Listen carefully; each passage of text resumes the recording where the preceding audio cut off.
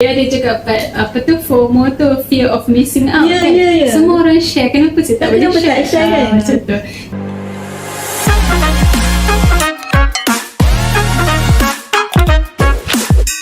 Bismillahirrahmanirrahim. Assalamualaikum warahmatullahi wabarakatuh dan salam sejahtera. Kita kembali lagi dalam siri podcast Borak Sis PB Girls Talk Healing Time. So hari ini untuk episod yang seterusnya kita ada jemputan yang sangat istimewa dan kita akan bincangkan serba sedikit tentang wanita dan juga media sosial. Adakah pengaruh wanita dalam media sosial ini baik ataupun tidak? Nah, hari ini bersama dengan kita ada tetamu yang istimewa, Dr. Syifa binti Izhar Hisham, merupakan pensyarah di bahagian Fakulti Sains Komputeran di UMP SA lah, di Kuantan ni lah. Dan hari ni kita akan membincang sedikit dengan tajuk kita bincangkan tadi. Sebenarnya wanita ni sesuai ataupun tidak berada di media sosial, selamat ataupun tidak. So, hari ni mungkin boleh perkenalkan dia sedikit lah, Dr. Syifa. Okay, Assalamualaikum warahmatullahi wabarakatuh. Terima kasih Lisa untuk jemputan hari ini. So nama yang diberi seperti yang Lisa sebut tadi lah, Syifa binti Izhar Hisham. Tadi nak betulkan sikit lah, UMP SA di kampus Pekan lah. Kita ada dua kan, Tambang dan Pekan. So saya di Pekan lah, Fakulti Komputeran di Pekan. Kalau ikutkan sekarang ni saya di bahagian ataupun di program, kami panggil program sistem komputer dan rangkaian. Cuma dari segi fokus saya ke arah keselamatan cyber lah, ataupun keselamatan data. Okey, rasanya lagi apa yang nak ditanya lagi? Kalau tadi sebut sedikit secara kerjayanya lah kan, adakah mungkinlah sedikitlah pengalaman pendidikan Dr. Syifa lah sampailah ke arah sekarang ni dah jadi pensyarah di bahagian sains komputeran. Cita-cita atau bagaimana? Okey, so kalau ikutkan dulu saya diploma dan degree saya sambung di Korea Selatan, di Seoul lah. So diploma dalam information technology, kemudian degree-nya electronic and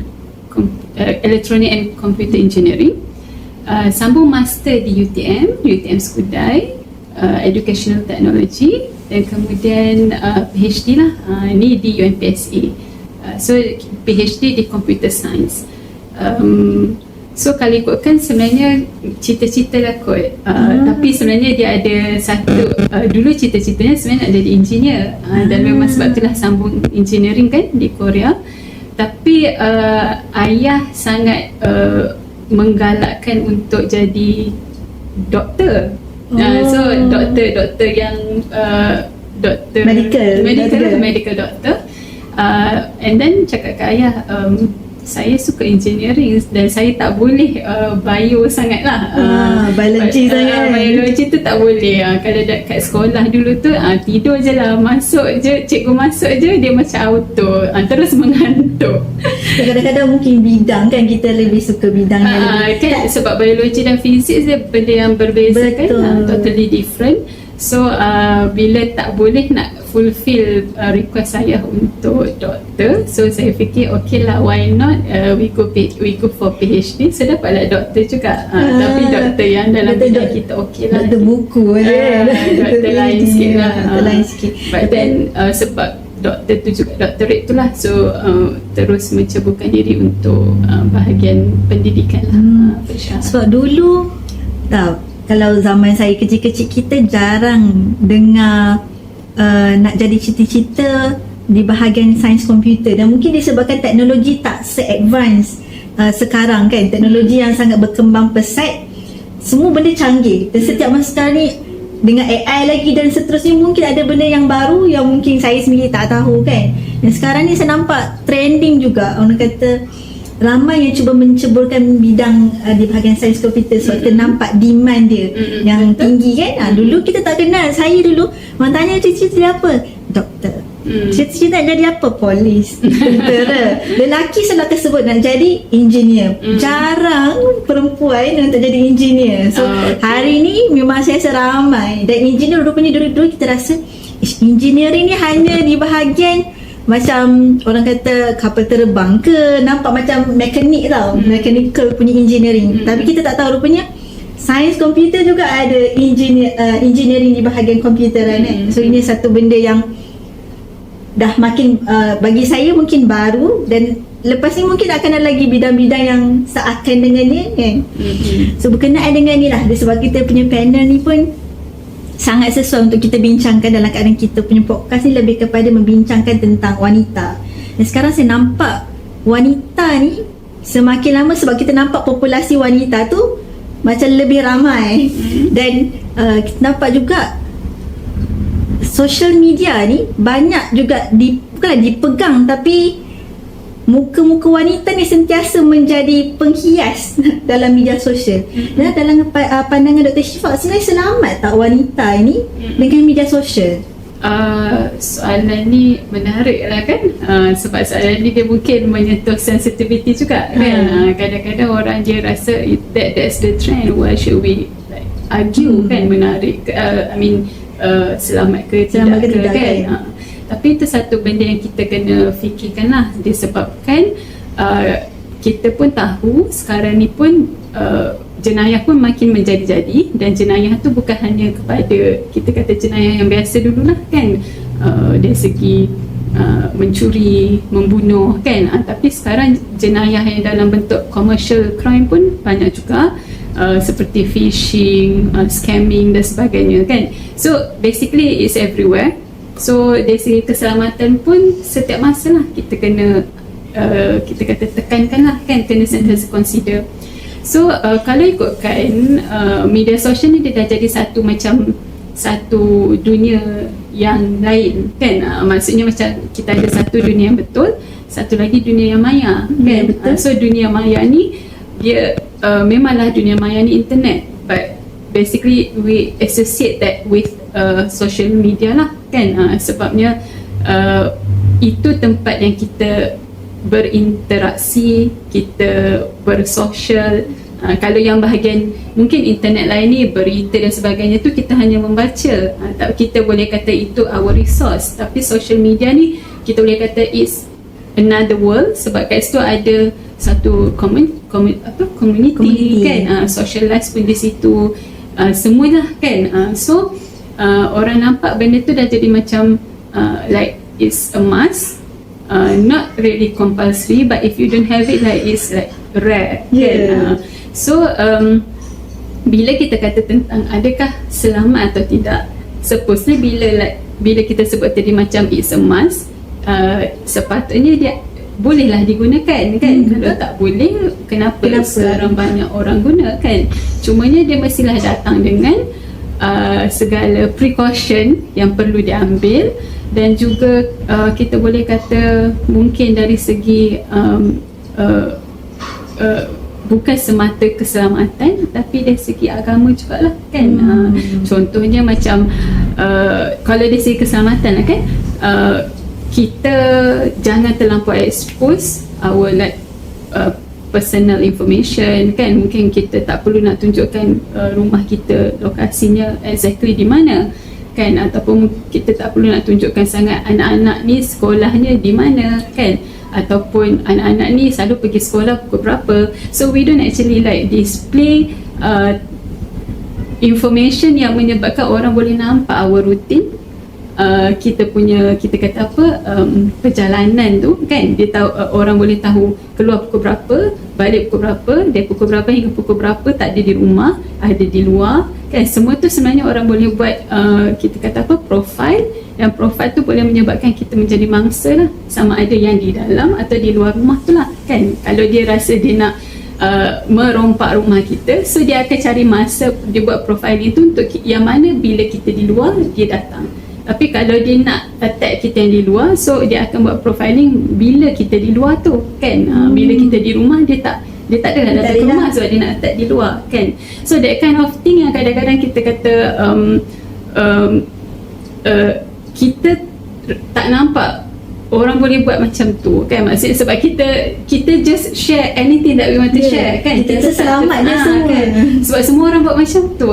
Tapi sebenarnya kalau kita menjadi target, Sebenarnya perkara tu sangat boleh untuk dibuat dan sangat bahayalah.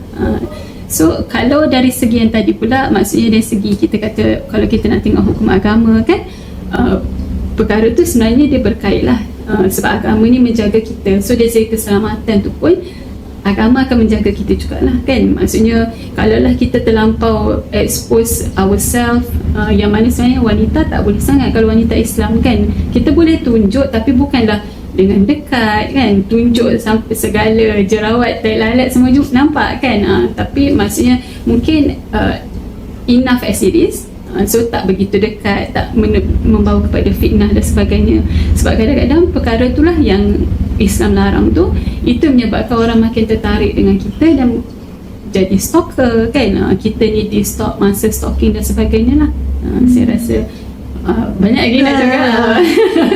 Boleh sama dia. Jadi kalau berkenaan dengan contoh penjenayah, dia dah aim ataupun dah target seseorang untuk melakukan sesuatu perkara yang di luar jangkaan, adakah sebenarnya orang yang penjenayah cyber, dia melihat semua data-data di dalam media internet lah, orang yang terdekat ataupun memang orang yang luar ataupun memang bagaimana?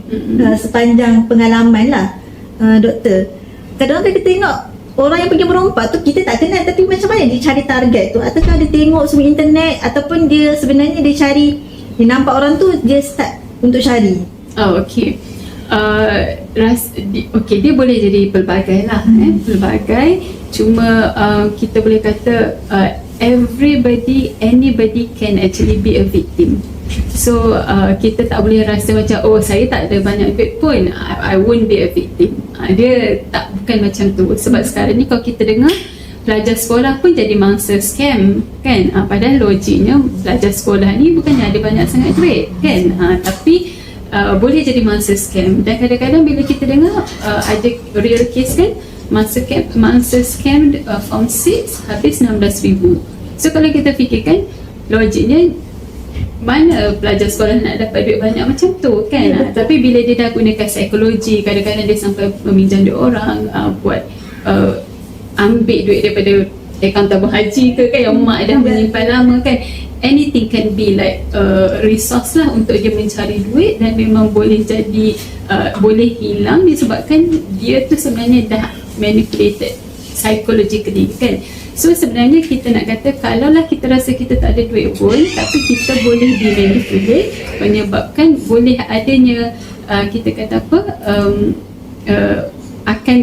akan jadi one amount jugalah kan. So sebab tu kau boleh, walaupun kita ada hanya RM2 dalam account bank, jangan kita rasa okay disebabkan hanya ada RM2 kita pun expose everything about ourselves kan. Sebab sebenarnya macam mana pun precaution is the best lah, tak boleh sembarangan.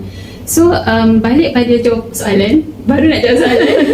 Okay, balik pada soalan, dia boleh jadi sama ada mereka buat random, okay, profiling mana yang boleh di profile, so randomly find the victim, dan daripada profil yang dibuat tu ini yang paling easy target, paling mudah kan. So dia target ke situ. Ada juga yang dia daripada dunia sebenar dulu, daripada dunia sebenar dia dah nampak orang ni adalah orang yang mudah untuk dimanipulate, dan dia mencari info kita di social media pun boleh jadi juga. Ada setengah mungkin macam tadi Nisa kata, kita mengenali orang itu. So bila kita kenal, mungkin sebab ada dendam, ada rasa tak puas hati, so daripada situ asalnya mungkin dia kenal kita sebagai yang biasa, tapi disebabkan dia nak tengok pattern orang ni, profilingnya, maksudnya dari segi bila anaknya sekolah di mana semua tu kan, mungkin dia kenal kita, dia tak tahu lagi anak tu sekolah kat mana, tapi disebabkan kita share dalam social media, jadi dia tahu. So semua tu sebenarnya boleh, yang Lisa tanya tadi semua tu boleh, cuma mana satu it depends lah kan, kepada victim lah. Okay. Jadinya sebenarnya anyone can be a victim. Jadi tu dah kata ada precaution dan langkah penjagaan lah untuk kita. Sampai mana at one point yang data-data peribadi kita yang boleh dikongsi? Okay, maksudnya dari segi recommendation kan? Ya betul. Itulah, kalau ikutkan paling selamat sebenarnya jangan kongsi. Kan? Jangan kongsi, but then we know that it's a temptation to share juga kan. Cumanya mungkin satu, kita kena pastikan kalau boleh cukup sekadar untuk kita kata apa, untuk orang tahu tentang khabar kita. Kan, sebab biasa social media ni tempat kita update untuk kawan-kawan kawan-kawan macam okay dia masih hidup kan, macam tu. Tapi maksudnya janganlah sampai all the details can be like backfired lah. Kan. Satu lagi, jangan sampai kita, kalaulah kita maksudnya kena try fikir untuk jangan sampai orang berjaya buat profiling kepada kita. Profiling ni apa maksudnya? Macam mana? Okay, profiling ni maksudnya dia berjaya mencari pattern hidup kita. Maksudnya macam dia tahu kita ni suka lepak di mana, dia tahu kita punya apa nama tu cafe favourite ke kan, dia tahu kalau kita weekend ni biasanya kita akan jumpa siapa. That kind of thing yang menyebabkan dia tahu bila dia boleh buat complete profiling, dia tahu dah bila dia rasa kalaulah dia nak cari kita, mungkin dia cari dekat rumah kawan yang kita selalu lepak tu. Kalau dia tahu yang okay, time ni biasanya time lunch hour, okay, time lunch hour ni mesti dia ada dekat kedai favourite dia tu, dia sampai boleh agak kita di mana semua tu disebabkan itulah. Kan? So itu adalah satu bentuk profiling. Attitude pun ia juga favourite. So kadang-kadang mungkin kita memang selalunya social media ni tempat kita untuk share hobi juga kan. Tapi kalau boleh, kalau lah kita ada 5 hobi, share 2 macam tu. Ataupun kalau kita ada 10 hobi, tunjukkan yang semua tu nampak macam moderate je lah. Maksudnya jangan nampak macam sukanya dia dengan hiking contohnya kan. So benda tu nampaklah yang hobi kita tu hiking. So kalau kita setakat hiking kita update sekali 2, yang sebenarnya kita hiking tu mungkin 10 kali kan, tapi kita update sekali 2, dia tak nampak emphasize lah dekat situ. So benda tu yang macam saya rasa kalau orang biasa dia mungkin tak akan nampak should we consider to the extent. Tapi sebenarnya bila kita ni orang yang dah biasa dengan security, dengan segala kes yang ni kan, yang scamming and everything, sebenarnya kena macam tu lah. So macam kesimpulan yang daripada sini, dia jadi if you share a lot, you can be an easy target lah. Kalau kita banyak sangat share, senanglah untuk orang nak tipu kita atau lakukan sesuatu jenayah. Betul. So macam kena berwaspada lah kan. Betul. Mungkin dari pengalaman doktor sendiri kan, ada tak kalau dalam bidang cyber security satu kes yang orang kata kes cyber security, cyber bully ke keselamatan cyber yang besar impaknya yang boleh jadi pengejaran untuk kita? Maksudnya kes yang di social media. Ya. Saya rasa social media ni dia selalu satu tadi kita banyak tekankan tentang profiling, tentang bila dia bagi profiling tu dia boleh go for scamming, dia boleh rompakan yang physically kan, stalking.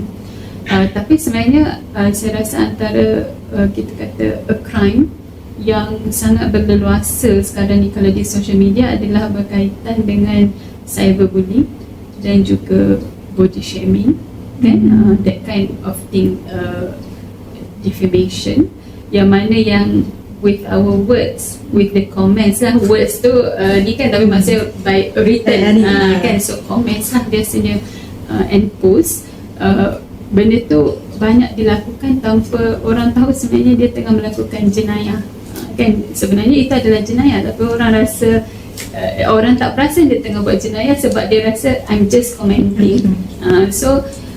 Dan daripada situ kita pun tahu ada, saya rasa mungkin kita boleh sebut sikit lah yang tentang satu kes yang baru ni, Mendiang Isha tu kan, daripada cyberbully sampai meninggal lah kan. So ini satu satu yang sangat kita kata terkesan, dan dia adalah disebabkan orang kata orang nampak cyberbully tu perkara biasa. Dia tak nampak efeknya sebenarnya sampai boleh membawa kepada kehilangan nyawa. So saya rasa sebenarnya selalu pun kalau saya berkempen di sekolah kan, dengan pelajar universiti, dengan pelajar-pelajar saya sangat tekankan benda ni sebab saya rasa satu, people have to be aware that it is actually a crime. Dan satu lagi, sebenarnya nak sebut that crime is actually can be easily done kan. Macam kalau kita kata merompak kan, merompak rumah, meragut ke kan, dia macam biasanya kena ada strategi kan, buat segala strategi, okay, bila nak rompak, pukul berapa semua kan. But then saya tak mengajar untuk anda merompak, but then combat cyberbully ni sebenarnya sangat boleh dibuat bila-bila masa, as easy as that kan.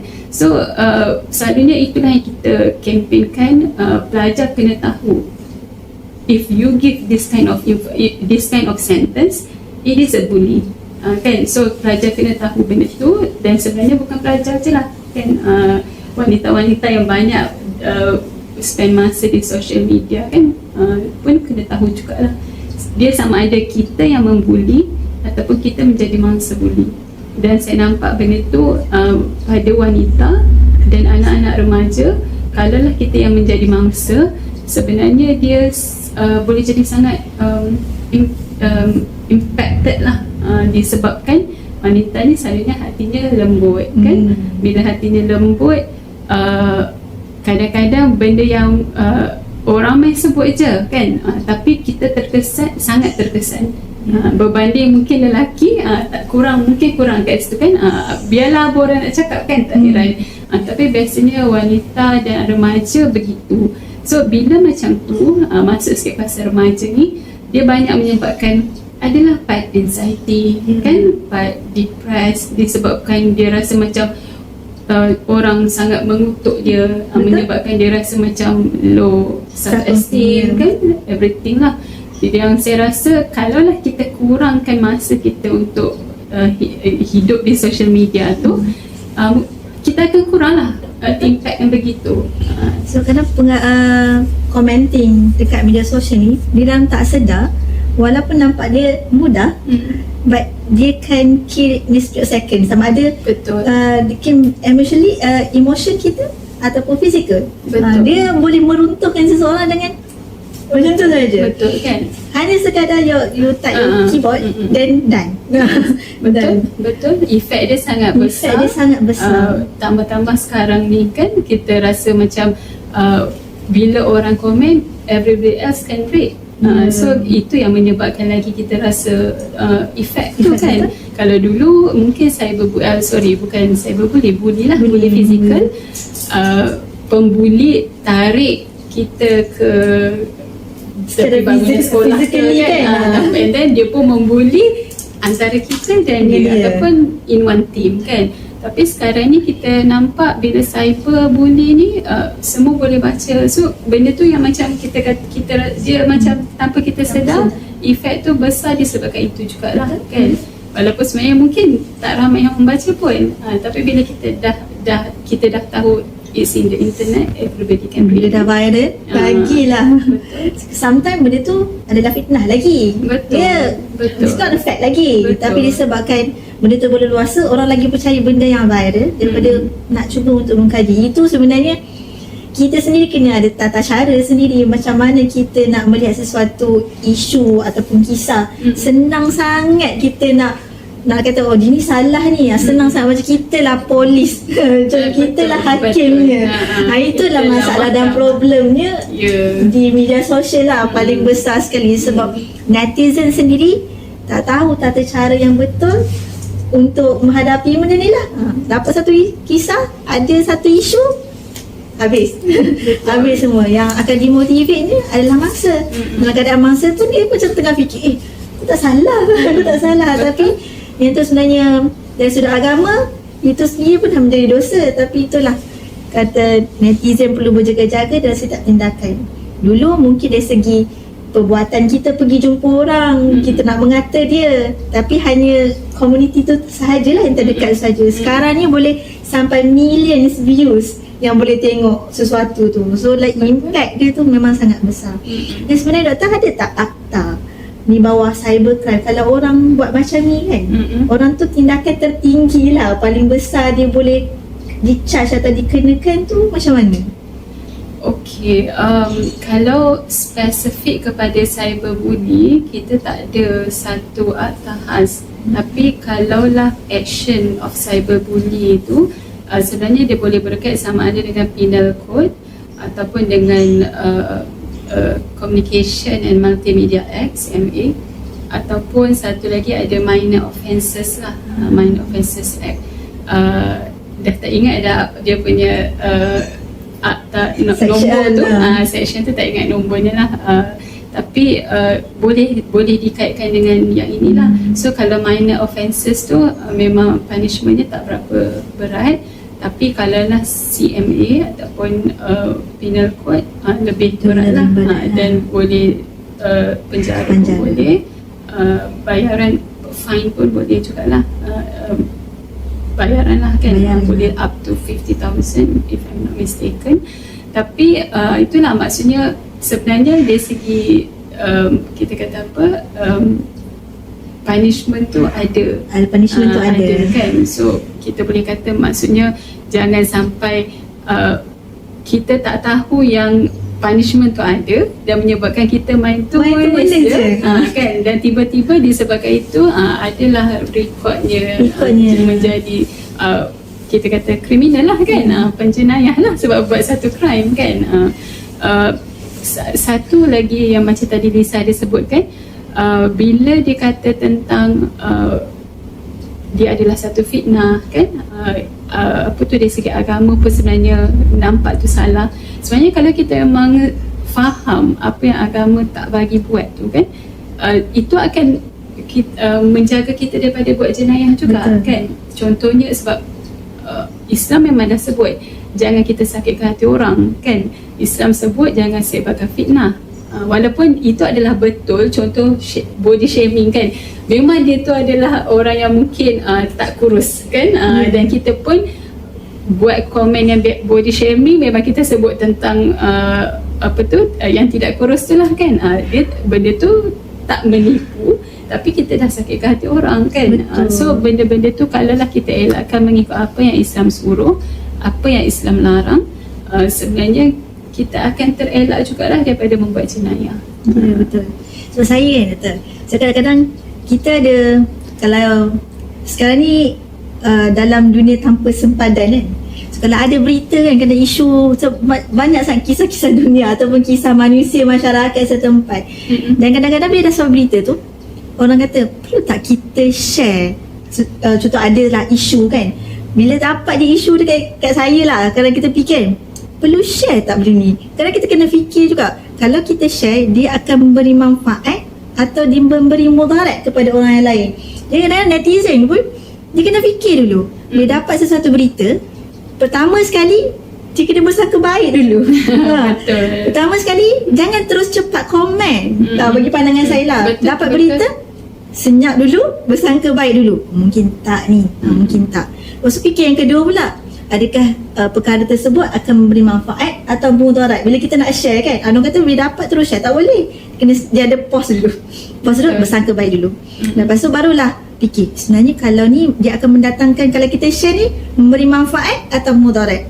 Kalau kita rasa memberi mudarat, dan tamat situ, senyap je, tak payah share. Tapi kalau dia beri manfaat, kena tengok pula manfaat dia.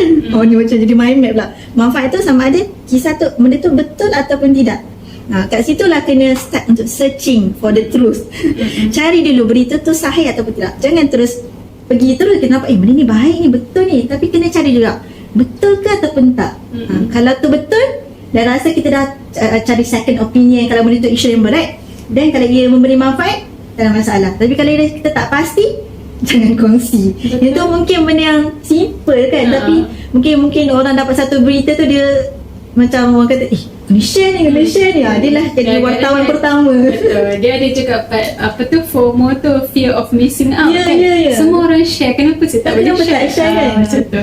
Tapi sebenarnya kita ada satu kempen jugalah, satu kempen yang memang kita kata apa ayat dia, check before you share. Itu macam yang Lisa sebut tadi lah, we need some moment untuk kita fikir dengan rasional, kita perlu share ke tidak. Tu sharing. Satu lagi commenting, kan. Betul. Dan sebenarnya komen ni sebenarnya sangat mudah untuk kita kontrol. Saya rasa lah, saya rasa sangat mudah untuk kita kontrol. Selalu kena fikir dulu, kalau aku tak komen ni apa jadi? Kan? Sebabnya biasanya kalau kita komen ke, kita tak komen ke, benda tu dah macam tu. Betul. Kan. Nak kata kalaulah kita nak bagi satu opinion dan itu adalah kita rasa opinion yang valid, daripada kita komen, sebenarnya baik kita mengulas, kan, maksudnya mengulas yang ni lah. Sebab biasa dekat komen tu panjang-panjang macam tu bukan semua orang baca pun, kan. So kalau kita memang rasa apa yang kita buat ni memberi manfaat, daripada guna platform komen, baik guna platform sharing ataupun ulasan, kan. Tapi biasanya commenting ni dia banyak dah dia banyak negative vibes lah, kan. Kalau banyak je positive vibe. Macam maksudnya kalau di TikTok pun kan, saya suka baca komen, sebab saya rasa positive vibes tu banyak.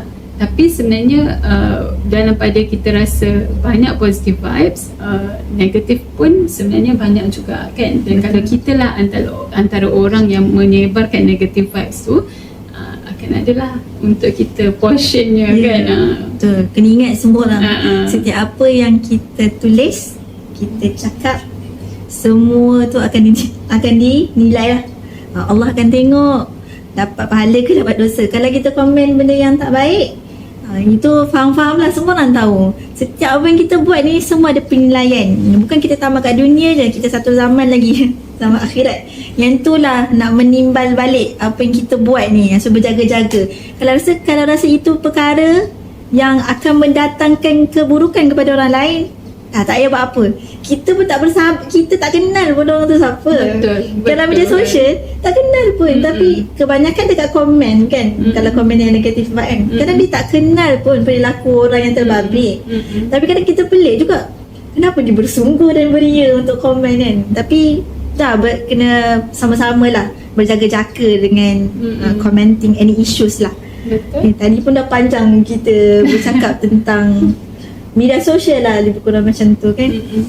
Dan mungkinlah pandangan Dr. Syifa ataupun nasihat lah kepada wanita khususnya, sama ada bagaimana sebenarnya tata cara yang betul kita dengan media sosial, keselamatan untuk kita, ataupun macam mana. Okay, ini conclusion ke? Conclusion. Okay, so tadi seperti yang disebutlah, kita kalau boleh sebenarnya berfikir sebelum kita buat apa-apa. Maksudnya berfikir sebelum post, berfikir sebelum komen, kan, berfikir sebelum share. Semua tu kita kena ada satu moment untuk kita berfikir dulu. Dan macam kalau saya selalu juga bila nak post tu, saya tanya suami saya dulu, gambarnya okey tak, kan. Betul, kan. Sebabnya kadang kita nampak okey, tapi kita kena perlukan jugalah second opinion untuk tengok, kan. Kadang kita tak perasan pun apa yang mungkin ternampak yang mata kita tak nampak. Saya nak kata tu bukanlah maksud kena tanya suami, mungkin kena tanya second opinion je lah. Kalau tak ada suami boleh tanya adik kan, tak mestilah suami. Tapi maksudnya dia ada one part yang kita validate dulu apa yang kita nak tulis. Dan kalaulah kita sebenarnya tulis, kan, kita mungkin share opinion about something, ataupun kita share apa yang kita dapat pengajaran hari ni, kan. Selalu cakap, kan, Lisa pun mungkin selalu sharing yang begitu. Kalau boleh dah tulis tu, baca dulu, kan. Baca, fikir balik sama ada ayat yang tersilap, ada ayat yang mungkin mengundang dosa, ada ayat yang mungkin tak sesuai. Maksudnya mungkin okey sebenarnya, tapi tak berapa sesuai dengan image kita sebagai seorang wanita. So semua tu boleh dibaca dulu, dan kita baca tu dengan tenang lah, kan. So saya selalu juga perasan ada banyak juga yang bila macam post dan post tu membawa maksud yang tak baik dan sebagainya ataupun misleading kan. Kemudian nanti orang yang memberi komen tu akan cakap, oh sorry sebenarnya tu saya tulis dan tergesa-gesa, kan nampak kadang-kadang macam artis pun dia ada cakap macam tu kan, minta maaf yang ni sebenarnya saya tulis dalam keadaan macam ni kan. So kita nampak itu sebenarnya antara satu faktor jugalah yang menyebabkan terjadinya post yang kita kata tidak sepatutnya dipost kan, ataupun anything lah related to that. Satu lagi mungkin juga dari segi kita kata satu precaution yang mana saya rasa kalau dalam social media ni kita jangan fikir itu adalah dunia yang betul. Maksudnya kita kena kontrol diri kita.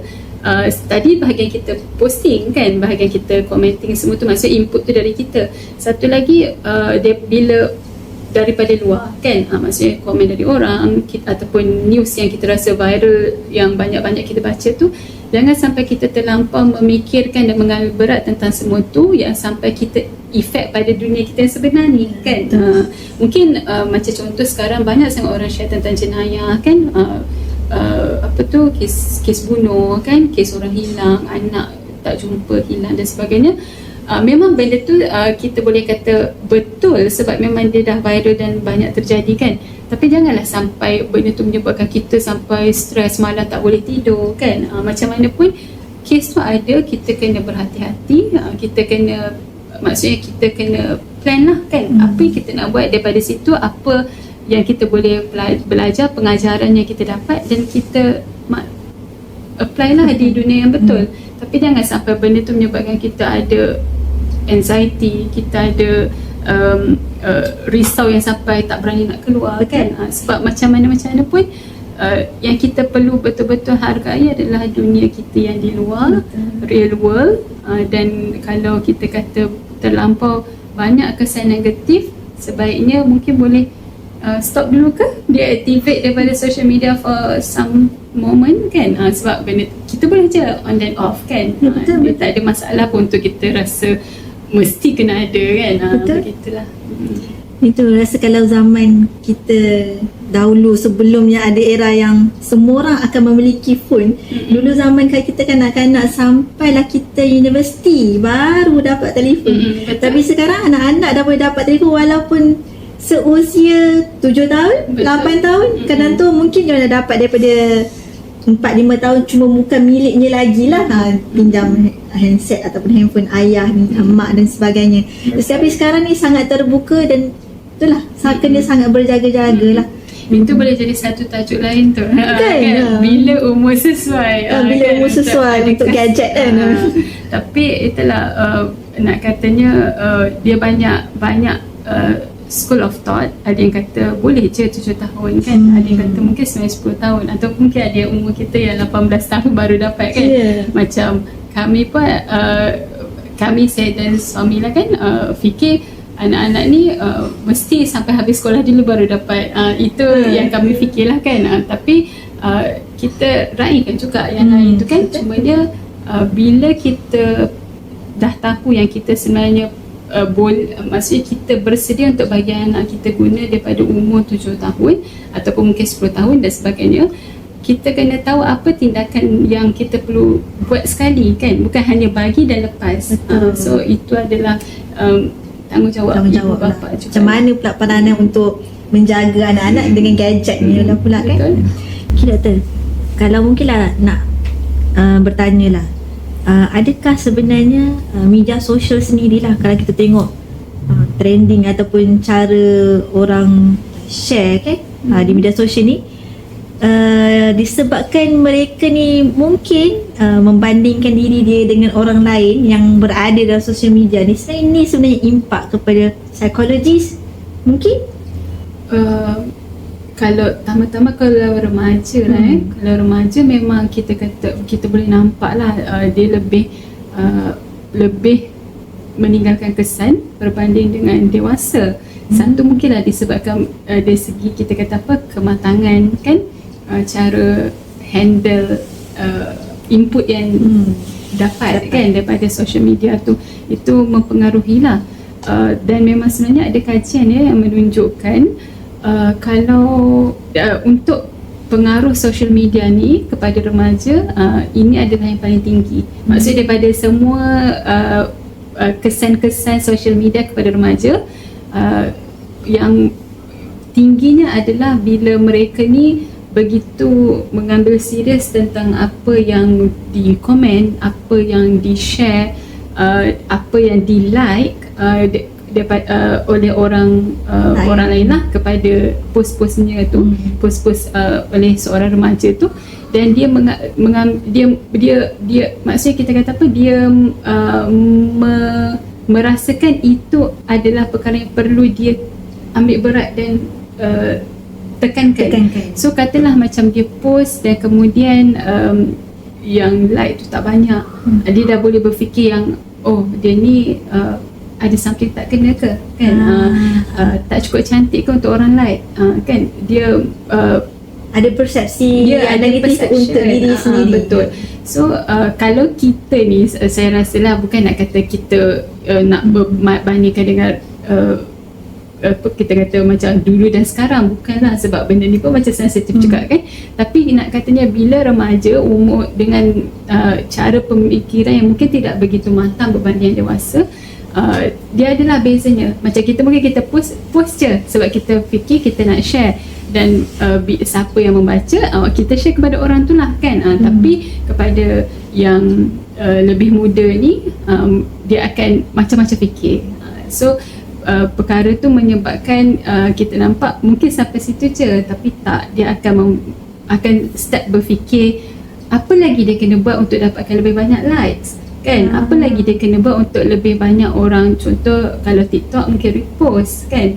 So bila dia dah ada start berfikir tentang apa lagi yang dia kena buat, benda tu dia akan menyumbang pula kepada daripada yang berprinsip jadi meninggalkan prinsip, daripada yang mungkin bertudung meninggalkan tudung kan, ataupun mungkin daripada yang dulu sebenarnya dia niat buka accountnya tu adalah untuk share benda yang baik, tapi bila dah ada yang begini, dia dah jadi macam apa-apa je lah yang dia share asalkan benda tu in trend, so that orang akan start follow dia, orang start like dia, padahal asalnya niatnya adalah yang tentang yang baik itu dan sebagainya kan. So benda-benda tu yang macam kita nampak, kita mungkin nampak benda tu sikit ataupun kecil, tapi kadang-kadang itu yang sangat mencorakkan hidup remaja, prinsip dan juga cara fikir.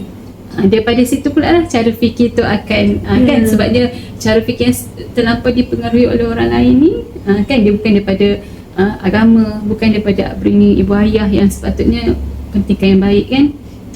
So benda tu menyebabkan dia akan terpesona dan sebagainya lah. Saya pun teringat saya pun dengar satu kata-kata ni lah di satu platform media sosial juga, tapi kata-kata dia menarik juga. We try too hard to prove our existence. Maksudnya kita nak prove kita ada wujud di sini dengan kita post, dan kita nak like yang banyak untuk orang nampak ni saya sekarang. Macam tu lah. Ada orang kata saya sekarang ni, saya dah berjaya sekarang. Dia orang nak expect everyone melihat dia dengan wah, orang ni hebat ni. Sometimes lah ada negative vibe mungkin. Betul. But we try too hard to prove our existence. Sedangkan mungkin kita just moderately menggunakan platform media sosial dengan cara yang baik, just untuk kata post sikit-sikit, mungkin tak mengapa kan, sampai mungkin dia passing the line. Keselamatan, that's another issue kan. Another issue lah. Tapi itulah kita kata kadang-kadang benda ni mungkin juga disebabkan niat apa yang kita nak post tu. Kalau macam kita fikir kita post tu memang just share to our like circle of friends, kita akan fikir just sharing lah. Tapi kalau niatnya memang fikir to gain followers, so bila tak dapat, itulah jadi satu yang lain.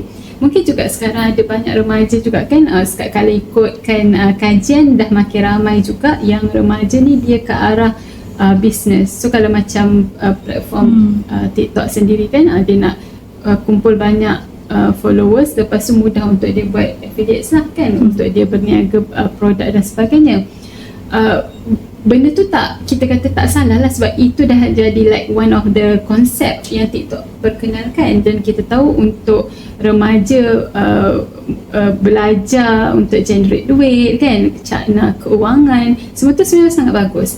So kita tak boleh nak kata tidak untuk perkara sebegitu, tapi jangan dia jadi back to basic. Bila kita niat untuk gain followers pun, untuk kita kumpul followers pun, dia janganlah sampai kita buat perkara yang tak betul kan. Kita hilang prinsip dan sebagainya lah. One last question. Okay, last Jadi question. memang dah lama nak tanya soalan ni. Dan sebenarnya kan, kalau dulu, kalau zaman-zaman universiti kita dapat laptop kan, selalu kita akan tutup kamera. Macam tu juga dengan handset ataupun handphone kita kan, atau kamera. Sebab orang kata kamera ni sebenarnya orang boleh hack dan nampak kita, walaupun kita sebenarnya kita tak on video ataupun kamera pun. Betul ke sebenarnya? Oh, okay. Sebenarnya kita boleh kata generally betul lah. Betul. So menutup kamera dengan selotip tu betul lah kot. Kan? Tapi memang sebenarnya kalau once device kita being controlled remotely by some perpetrator lah ataupun bad actor, memang dia boleh lah once remotely control, dia boleh buat apa-apa sahajalah dengan sama ada laptop ke handphone kan, device kita lah. So yang paling kita kena jaga tu tutup kamera semua tu boleh lah kan, tapi paling kena jaga sebenarnya jangan sampai dikontrol oleh orang lain lah. Maksudnya jangan sampai dihack, ada orang yang start Walaupun device kita dia tak pegang, still dia boleh hack our system phone tu lah. Sistem tu. Especially kalau kita connected to the wifi yang public lah. So itu a big no lah untuk digital device consumers. Connected to public wifi is a big no. Sebab daripada situ orang boleh mudah untuk masuk. Kita membuka pintu itu. Walaupun kita pergi kafe-kafe ada wifi free, so not recommended lah. Kalau ikutkan sebaik-baiknya, walaupun ada, gunalah wifi sendiri, hotspot sendiri. Macam tu. Okay, satu ilmu baru. So especially paling ni dah makin technically dia dah makin hangat. Tapi especially kalau wifi public tu tak ada password langsung, itu paling mudah. So kalau dia ada password, mungkin dia akan ada satu filter lah kan, tapi masih kita kata once dia ada password tu, dia akan jadi dalam network yang sama dengan kita lah. So kalau boleh sebaik-baiknya guna hotspot sendirilah. Itulah waktu zaman dulu kita memang risau lah kalau laptop je. So kadang-kadang lah, kalau perempuan kadang ada waktu kat asrama ataupun tempat lain mungkin kita tak bertudung, tak berhijab kan, itu letak selotip. Maksudnya sebenarnya boleh orang hacking kita punya sistem device lah. Betul. Macam tu, satu benda yang baru lah.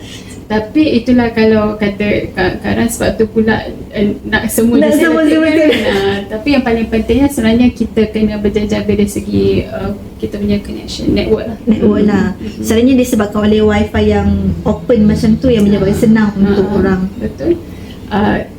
Boleh jadi juga walaupun kita guna wifi yang kita kata bukan public lah kan, tapi kalaulah the intruder can actually get inside tapi menggunakan sebab dia ada password dan ID yang kita kata valid lah, itu pun sebenarnya bahaya juga tu.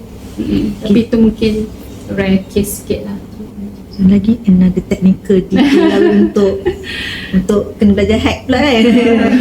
Hacking sistem device orang lain. Tapi satu penerangan dan ilmu yang baru. Mungkin saya pun bukan dalam bidang komputer kan. Tapi satu ilmu dan informasi yang sangat bagus dan boleh kita praktikkan juga. Dan mungkin episod kita sampai sini saja Doktor. Sebenarnya banyak lagi kita nak bincangkan. Kalau mungkin nak lagi episod yang seterusnya bersama dengan Dr. Syifa, mungkin boleh komen. Kita boleh berjumpa sekali lagi. Ada soalan nak tanya dan sebagainya. Sebab sekarang ni zaman IT. Sekarang ni AI dan mungkin lepas ni ada lebih dari tu. Fitnah AI lagi lah banyaknya sekarang ni. Kupasan dia tu lagi panjang. Dan mungkin ada cadangan, komen, tajuk yang sesuai untuk kita bincangkan. Mungkin boleh utarakan di ruangan komen lah. Dan kita cuba untuk bawa panel yang sesuai. Mungkin Dr. Syifa lagi atau orang yang selainnya. InsyaAllah Jadi sini saja kita Syifa podcast kita pada kali ini, Borak Sis PB Girls Talk Healing Time. Assalamualaikum warahmatullahi wabarakatuh. Assalamualaikum.